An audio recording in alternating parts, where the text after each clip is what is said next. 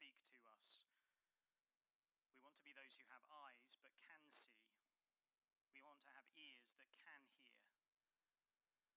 Lord, thank you that you show us, as you did last week, that you are the God who blasts ears open. Would you do that to us this morning, we pray, that we might see and behold who Jesus is. And we pray that in his name. Amen. Be careful. Watch out. I wonder when you hear such words and warnings, sorry, I should warn the PA people before I shout like that, in your house or in your workplace maybe. Some of you will know, unfortunately for us, we have our youngest daughter, Anna. We've had to take her to A&E now twice in over 15 months for serious burns. She's got to know the burn staff quite well, which is not a good thing. And so it's now a family vacation to identify and look for potential sources of heat. You know, someone's opening the oven door. Watch out, Anna, where are you? You know, she giggles and runs away. Mummy gets out the iron. Watch out, Anna, where are you? We do our best. Warnings are often given because we love people, don't we? We care about them, and there's a danger. There's a danger we want to protect people from that we love. That's why we give warnings. Well, I wonder if you saw the warning that Jesus gives us. Verse 15. Be careful. Watch out. Watch out for the yeast of the Pharisees and that of Herod. We've already started to think a bit about this picture this morning. Yeast is not the sort of thing that we kind of think of as an image of watching out. I mean, alligators, we put a sign up, watch out for alligators. But yeast, but as we've seen, the problem with yeast is it grows.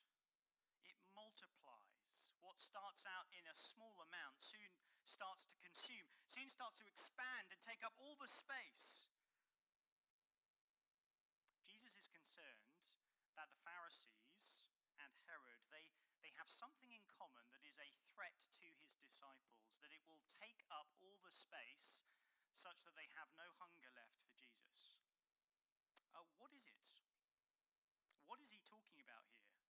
See, it's an interesting kind of combination of people. Herod, a kind of supposedly Jewish king, and the Pharisees. Herod seems very immoral from what we've seen already, particularly in his encounter with John the Baptist. The Pharisees, they seem religiously scrupulous. What do they have in common? Well, I think it's simply this. They both show unbelief when it comes to Jesus. Sure, the Pharisees can call him a teacher, but they stand opposed to Jesus. Sure, Herod can call John the Baptist a holy man and can see sort of Jesus in John the Baptist. And yet the moment that John speaks out against his relationship with his brother's wife, his head ends up being served on a platter. He's locked away. Both of them see Jesus, but neither of them believe in Jesus. And the danger here for the disciples, the danger for us, is that unbelief, that yeast starts to infect our minds. In fact, we can even be next to Jesus, in the same boat as Jesus, and still there is something of our attitude towards Jesus which shows disbelief.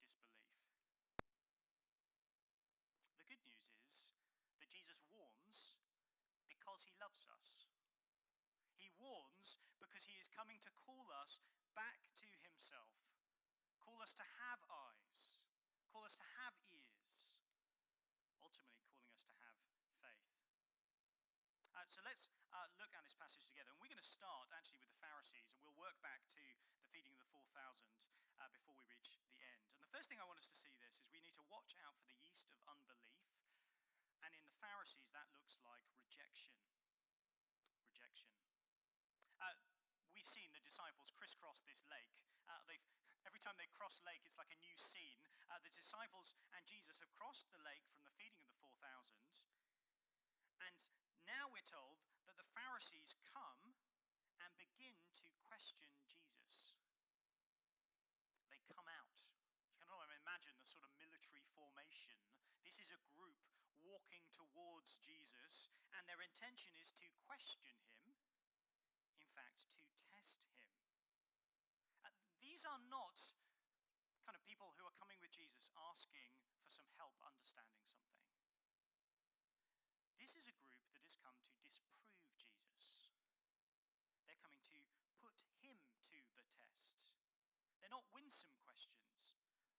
They want to prove that Jesus actually really isn't from God. That's why they ask for a sign.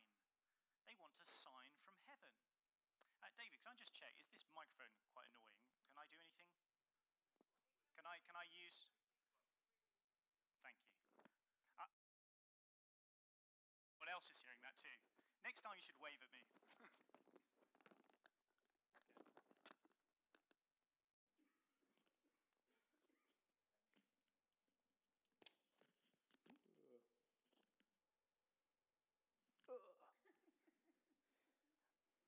I don't know where they teach you how to put microphones on smoothly and stylishly, but I've never learned that lesson.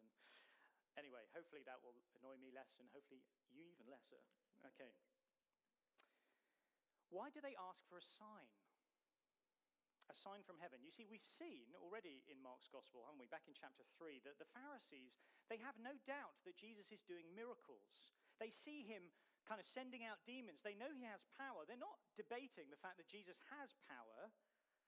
But what do they accuse Jesus of? They accuse him of being an agent of Satan, of having Satan's power in this world. What they're claiming here in this question is, we want proof, kind of comprehensive, irrefutable proof that you really are from God. That's what they're asking. Give us a sign. Well, what does Jesus say? Well, he starts really by groaning, verse 12. He sighs deeply. It's the sort of sigh that comes from a moment of distress, a moment from facing up to something that seems hopeless. Why, Jesus says, does this generation ask for a sign? Truly I tell you, no sign will be given to it. It's interesting here, isn't it, that Jesus calls these Pharisees this generation. You've got a few Pharisees here, but Jesus seems to sort of expand it to the whole generation. What's going on here?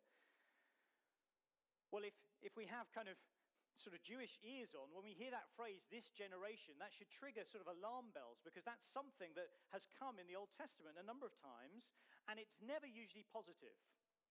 Let me give you two examples. Think about when we find the generation in which Noah lived. What characterized that generation? It was a generation of wickedness, wasn't it? Think of Israel described as a generation in the wilderness. What sort of generation was that? It was an unbelieving and wicked generation. A generation that refused to trust God's promise. See, it might seem on the outside that the Pharisees are coming with sort of reasonable questions, that they're just confused. They just want Jesus to clear up a few things. But Jesus sighs. He doesn't give them a sign, because no matter how many signs he gives them, it wouldn't be enough. They have set out to disprove Jesus. Their hearts are resistant to Jesus because actually their hearts are resistant to God, no matter what they say on the outside. They want a sign to compel them to believe, but Jesus won't give it to them. It's interesting, actually, that in Deuteronomy 13, I don't know if we had the slides, David. Don't worry, do we have the slides? No, we probably don't. In the beginning of Deuteronomy chapter 13, God actually warns his people. He says, if a prophet or one who foretells by dreams appears among you and announces to you a sign or wonder, and if the sign or wonder spoken of takes place, and the prophet says, let's follow other gods you have not known, and let's worship them, you must not listen to the words of that prophet or dreamer. The Lord your God is testing you to find out whether you love him with all your heart and with all your soul. It's interesting, isn't it, that there could be a prophet who turns up, who predicts a sign. The sign actually takes place. Something amazing actually happens. God says, if that happens, you still then are not to listen to them unless their words are calling you to hold to me and to love me. That's what God is saying in Deuteronomy 13. These Pharisees are asking for a sign, but they don't need a sign Because Jesus has come teaching them, pointing them to the Father, showing them what it is to love God, pointing to his commands, and yet that is the very thing that has ruffled their feathers. See, rejecting Jesus is more than a recognition problem for these Pharisees. They reject Jesus because their hearts don't want him. Their hearts are not hungry for who Jesus is. And when Jesus comes along with his revelation of God's word, rather than recognizing that voice as God's voice in his prophet, no, they accuse Jesus. See, Jesus gets in the way of the Pharisees' traditions. We saw that several weeks ago, didn't we? Ways in which they are actually nullifying God's law. Same too with Herod. Gets in the way of his immorality. Jesus makes them both feel uncomfortable. They don't want to listen because they don't want to change. For both, Jesus is a disruptor. He's come to reveal what we really think of God. He's come to speak God's words to us. And so whilst it looks like they're asking questions, it's really just a smokescreen for their hearts. No evidence in the world would compel them to believe in who Jesus is. It's humbling seeing this, particularly coming from people who would claim to be a religious elite. They would never say they don't love God. They would say that they were devoted to God, that their life was all about God, and yet deep down, Jesus exposes the fact that really they don't want God. They don't want God's law challenging them. They don't want God's law exposing their hunger. See, I think it's true for us. When we think about friends who maybe we talk to about Jesus, or maybe when we think about Christians who start to turn away from Jesus, it's very easy to dress up a rejection of Jesus in not having enough proof, not having enough evidence. Now, don't get me wrong, there are lots of questions that we might genuinely have, and Jesus wants to speak to those. But we have to be willing to listen with hearts that are willing to change. Hearts that are willing to accept that there is something missing. I mean, that's the big issue we've seen with the Pharisees, isn't it? They think they are sorted. And Jesus comes along and says, no, your hearts are wicked and sinful. You need rescuing. That's a message they're not willing to hear. Jesus says, watch out. Watch out for the yeast of that sort of thought growing and expanding in your hearts till you're no longer ready to listen to Jesus. He's no longer able to challenge the way that you think about yourself, the way you think about what life in this world looks like. We're going to see in the second half of Mark's Gospel a lot of calling to follow Jesus in a radically different way to the world around us. Belief means a willingness to, if you like, kneel before Jesus and trust his words. And that's not what we see here in the Pharisees. They reject Jesus.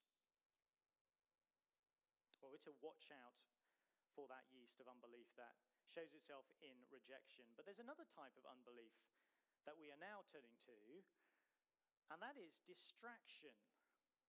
Look at verse 14. We're told, important detail, that the disciples had forgotten to bring bread. We don't know which of them was responsible for maintaining the supplies. Clearly someone forgot. They only have one loaf with them. Now bear in mind, there are 12 people, and when the Bible talks about a loaf, we're not talking about, your standard kind of farmer's loaf. You're talking about like a bread cake. This is like one roll between 12. Jesus then gives this warning, which isn't anything to do with their bread. We know that. Be careful, he says, watch out for the yeast of the Pharisees and that of Herod's. And yet in the disciples' mind, what can this possibly mean but that Jesus is making some sort of comment about the bread? Now, I have to say, this is like one of the funniest moments for me in Mark's Gospel for a number of reasons. It doesn't seem to make very much sense. We know, and we'll get to the fact that Jesus has magically provided food for thousands of people, but dealing with the bread issue should be the last thing the disciples are concerned about. It also doesn't entirely follow for me how Jesus' comment ends up being related to this bread. I mean, yes, Jesus talks about yeast. Yeast is related to bread. But it sort of almost feels like the disciples don't actually understand what Jesus is saying, but they're kind of fine with that. You know, he must be making some sort of coded message about bread. It feels humorous. It doesn't paint the disciples in a good light. And yet maybe the reason it makes me smile the most is the fact it feels so relatable, doesn't it? I mean, here are these disciples who've seen Jesus time and time again provide for their need, and this next moment of one loaf living, and Jesus is the last person they turn to, despite the fact he is sitting right next to them in the boat. What is going on here? Well, I think it's that the disciples are distracted. They are so focused on their stomachs that they fail to actually have ears to listen to Jesus' words directed to their hearts. That's why Jesus says, verse 17, he's aware of their discussion, this discussion about the bread. Why are you talking about having no bread? Why are you talking about this? Do you still not see or understand? There's something they're missing here, something that they still don't get. There's a penny about Jesus that still hasn't dropped. Are your hearts, in fact, hardened? We saw this before, didn't we, when Jesus walked on the water?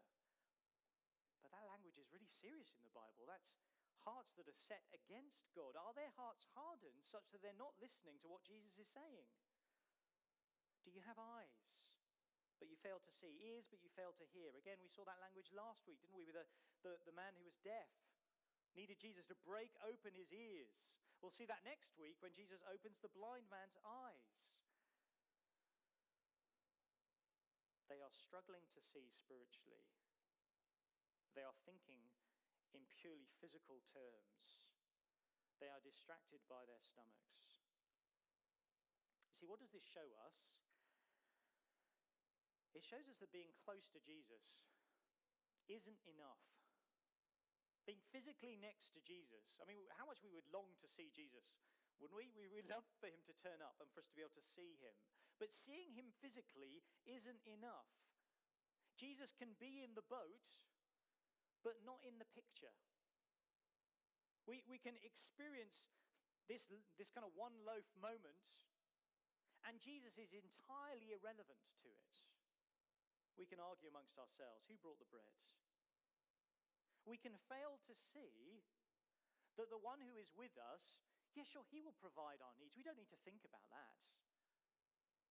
But more than that, he has come to do something far more than fill our tummies. He's come to speak to our hearts. That's what the disciples don't get. That's why their ears aren't listening. That's why the only conclusion about the yeast is it must be something to do with the physical bread. No, Jesus cares about something far deeper than their stomachs. He wants to fill their hearts. I heard a story last year of an evangelist in London who had been walking along streets with a friend of his at lunchtime. And he saw in the distance this kind of church building. And it was a significant church building for him because he used to attend there a number of years before. And he saw outside this building crowds of people flocking into the building. And he was like, wow. I mean, when I was there in that church, it was pretty small. But look, there's huge numbers of people outside. This is like some sort of revival that's breaking out. Look, let's go and check it out. Let's see what's happening. So they walk towards the church, go through the doors, and then they realize what was actually happening. This was no longer a gathering for a church. This church had been turned into a number of restaurants, cafes, packed around the building. You could take your pick, favorite cuisine. And then he said this: when the building was serving eternal bread, it was empty. But when serving perishable and temporary needs, you couldn't find a seat. Couldn't find a seat. See, God has made us as people who are hungry. He's given us desires for food, and that's not bad. It's not wrong to go to a restaurant. But our desires, whether it's the desire for a physical loaf, for food, whether it's desires for the relationship of our dreams, the desires for success at our work, the desires of thrill of achievement and adventure. Jesus has come to call us to realize that there is a deeper appetite that we are starving in. He hasn't come to fill us physically. That's not his goal, though we see he cares about that. He's come to fill our hearts. Do we hunger for Jesus? Do these disciples hunger for Jesus? If they did, they would hear these words as the warning they were meant to be, warning to protect and love and care for their hearts. There was a interview with Russell Brand, the TV personality, a bit over 10 years ago now, when he had sort of come to fame. And he speaks of that hungering for him of wanting to achieve. Apparently, he always knew he would be famous. It was just a matter of time. And he speaks on the TV with Jeremy Paxson about this hunger, the desire to be successful. And this is what he says. He says that there is an initial thrill of achievement, but it quickly fades. You realize you need something more valuable. Being rich and famous is like being presented with an absolutely glorious meal, and then when you eat it, you realize it is utterly empty. There is no taste. There is no nutrition. It's tiresome. He goes on to say that he thinks that we have a yearning for something higher. That someone once told him that all desire is the desire to be with God in substitute form. Now, it's interesting. I don't know really what's going on with him, but he seems to have come to faith however many years later we are today. But do we see that? There is a sense in which all desire does actually point us to God, that there is a substitute that is happening, and the human condition constantly forfeits that eternal bread of life, that eternal nourishment for the sake of things that are temporary, the sake of things that are perishable. We don't have to outright reject Jesus to be filled with unbelief. We could simply be distracted from him. Distracted that we would not listen to his words. Do we experience that? Maybe particularly for those of us who are followers of Jesus. Moments where we realize that our hunger is far more driven by the things in this world around us than for who he is and the kingdom he promises to bring. See, reflecting on this passage for myself, I think one of the probably biggest battles that I face every day probably happens within the first couple of minutes of waking up. For me, when I wake up, that's where I kind of get a bit of an insight into what is really making me tick, what hungers are rumbling in my kind of metaphorical stomach, so is my heart. I'm not actually hungry for breakfast, not until a bit later. But what am I hungry for? What is like a floodgate opened into my mind? The multitude of things I want to get done, people I want to meet, deadlines that I have looming over my head, anxieties that are weighing on my mind and heart. It's so easy to be distracted by those, to push Jesus' voice to the sideline. The temptation to just pick up my phone and get on with the day, as opposed to listen to Jesus' words. Now, I know I'm made to listen to his words. I know I want to listen to his words, but my hunger, my appetite is drawn away from that. Yeah, I'll get to that later. Problem is, that often doesn't happen. But more than that, it fails to realize that even to engage in those things that are on my mind, that are on my heart, I need Jesus' voice. I need Jesus to engage in those things in the way that he has made me for, the way he has saved me for. That's the problem of distractions, is that they are usually good things. It's not that Jesus wants us not to care about them. He just wants us to realize that they need to take second place. That our heart needs to start by being filled with him. And graciously, he knows that we are distractible people. and he's willing to speak to us and try to, if you like, wake us from our distraction. Do you notice Jesus' questioning to these disciples? He doesn't just leave them like the Pharisees. Actually, in his love, he probes questions to them, questions that are designed to evoke their faith. Do you not remember? He's trying to recall their memory. Do you remember what I've done? When I broke the 5 loaves for the 5,000, how many basketful pieces did you pick up? That's not a rhetorical question, Jesus says. 12, they replied. Verse 20, when I broke the 7 loaves for the 4,000, how many basketfuls did you pick up? 7. Do you not understand? Jesus is calling them to bring to mind things that are clearly sidelined in their mind about who Jesus is, that they would see this situation with Jesus in the picture. He wants them and he wants us to remember and to believe. To remember and believe that Jesus alone is the one who can satisfy. You see, the interesting thing here is that Jesus wasn't talking about bread. You could imagine Jesus saying, look, it's not about the yeast. It's not about the bread, it's about the yeast. Let me explain to you what the yeast is. It feels like now Jesus is talking about bread and he's talking about feeding them physically. What is going on here? Well, I think the point is that they are distracted by Jesus, that the solution to being distracted by Jesus isn't to sort of forget their physical needs. It's to locate those needs in who Jesus is to them, in understanding who Jesus is. If they get who Jesus is, then they'll see how abundantly Jesus is able to provide for them, even if they've got no loaves, not less one. And so, as we kind of come to a close, let's look at this second feeding miracle from verse 1, because here is where Jesus shows us, he helps us remember who he is, that rather than being distracted, our hearts might be filled in him. So firstly, do you see Jesus' compassion? See Jesus' compassion? Verse 1, we're told that another large crowd gathers. We've seen this before.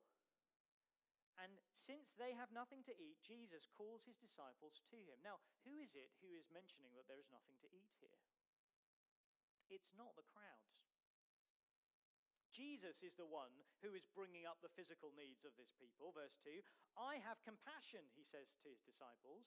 That word compassion, incredibly strong word there. He's got gut-wrenching concern for these disciples. Why is he so concerned for them? Well, they have already been with Jesus for 3 days, and they have nothing to eat.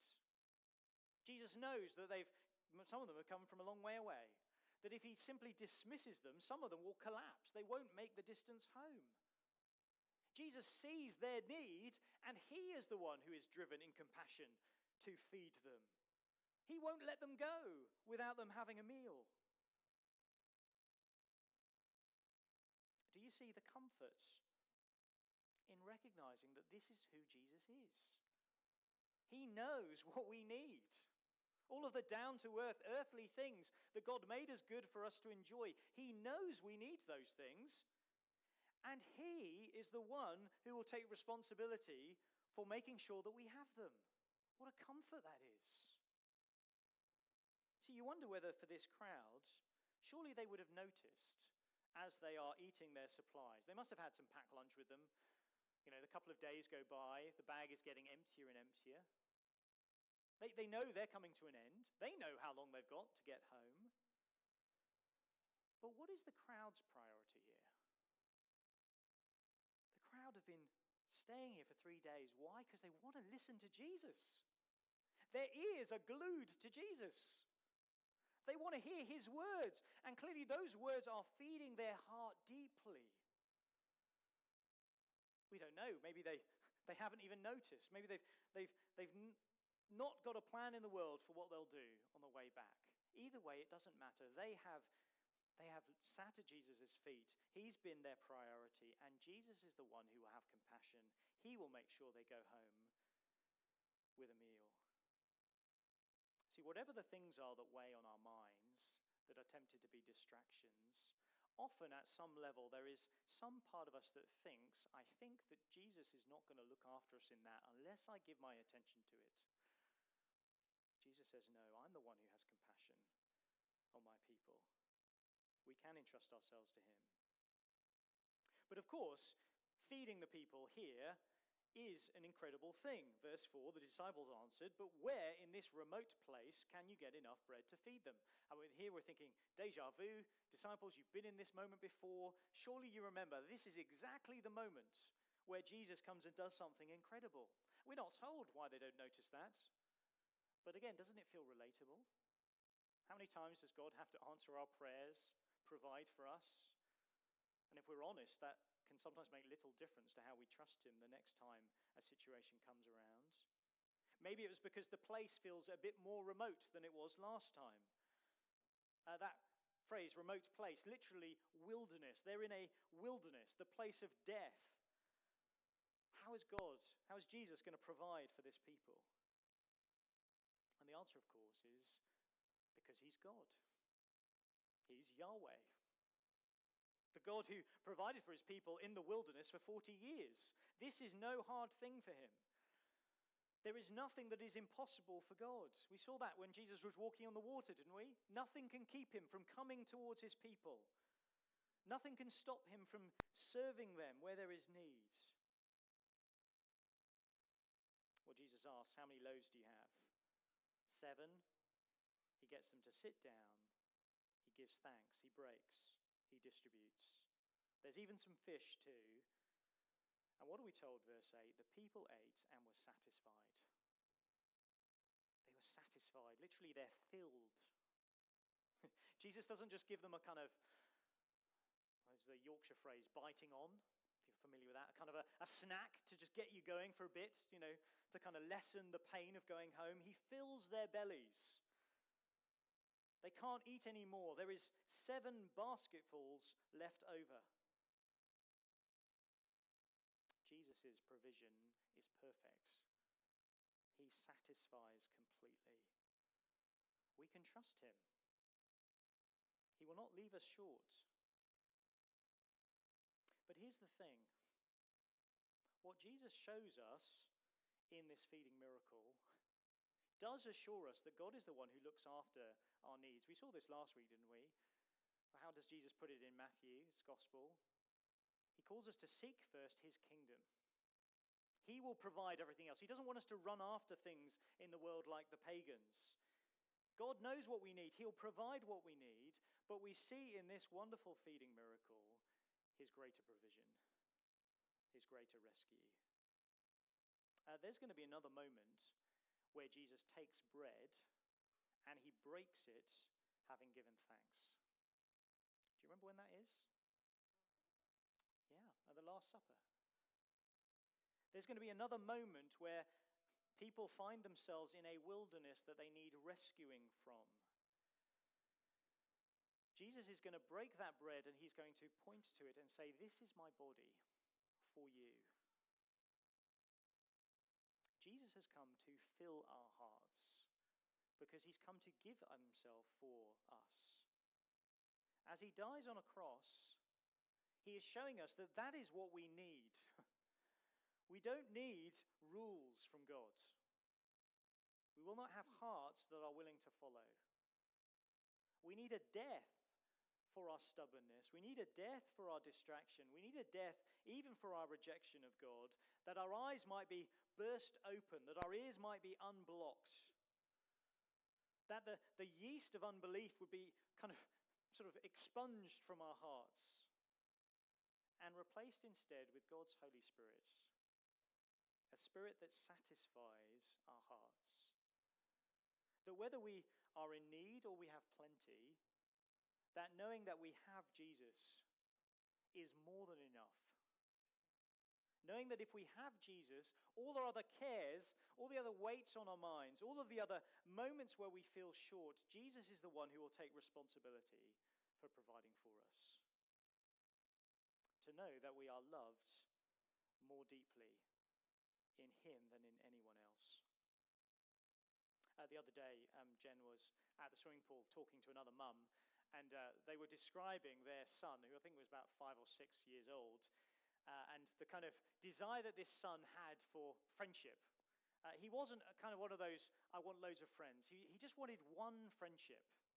And the mum described it as this: he just wanted one person that he could love as much as they loved him. You get a kind of measure of the intensity of this child's concern. Then they'd be okay. If they have that one friendship, doesn't matter, anything else. Well, you know, it struck me hearing that description. One friend who loves us as much as we love them. Do you realize Jesus is even better than that? Jesus loves us even though we haven't loved him much. That's maybe another way of talking about what it is for our hearts to be satisfied in him. To taste not just physical bread that Jesus could magic up for us, as amazing as that would be, but to taste his life for you and I, that we might be with God. Well, let's have a moment's quiet, and then let me lead us in prayer.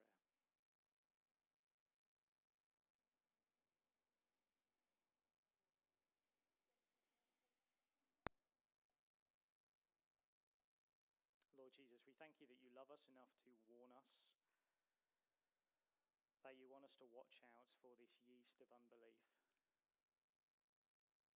Lord, we see the blindness of these disciples, and we confess that our hearts are so easily like theirs,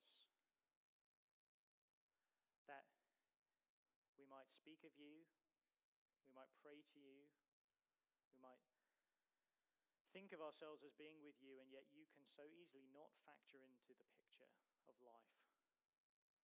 That we can so easily not start our days confident of the fact that our hearts need you more than they need anything else. Lord, please, might you open our eyes, open our ears. Might you help us remember who Jesus is as the one who gives his life for us, the one who satisfies not just our stomachs, but our very hearts. Might you satisfy our hearts in him, we pray, that our mouths